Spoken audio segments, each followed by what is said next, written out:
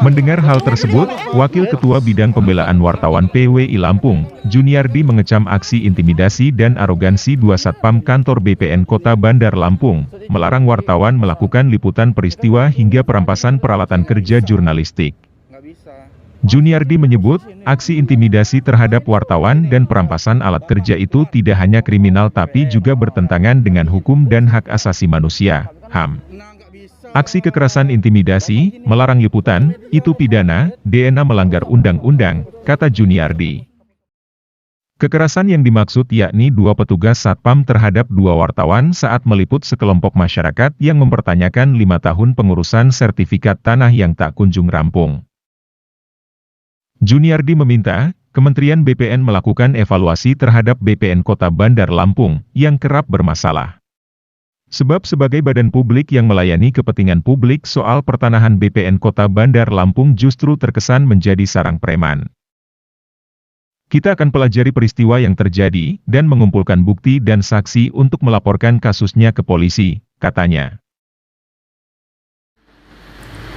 Ya, terkait peristiwa dugaan intimidasi atau kekerasan verbal terhadap dua wartawan yang sedang melakukan liputan di kantor BPN Kota Bandar Lampung. Yang pertama ingin saya sampaikan bahwasanya apapun alasannya, aksi itu tidak dibenarkan karena kerja-kerja jurnalistik itu dilindungi oleh undang-undang.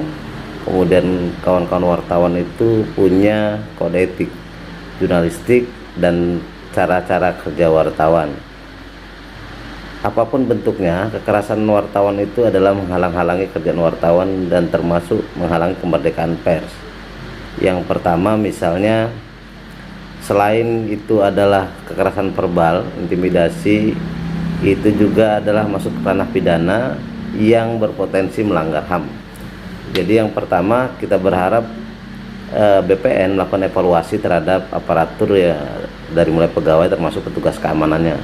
Kemudian yang kedua, sebagai lembaga publik, pelayanan publik, seharusnya ada ruang-ruang publik yang dibuka. Toh wartawan juga melakukan kerja tidak sebagai yang mengganggu, hanya butuh persoalan informasi. Jadi kita juga sedang pelajari apakah ini layak untuk kita laporkan ataupun nanti bagaimana penyelesaiannya. Kita akan cover saya dulu terhadap narasumber, terhadap BPN juga kita nanti minta tanggapannya bagaimana dan seperti apa. Saya kira begitu, terima kasih.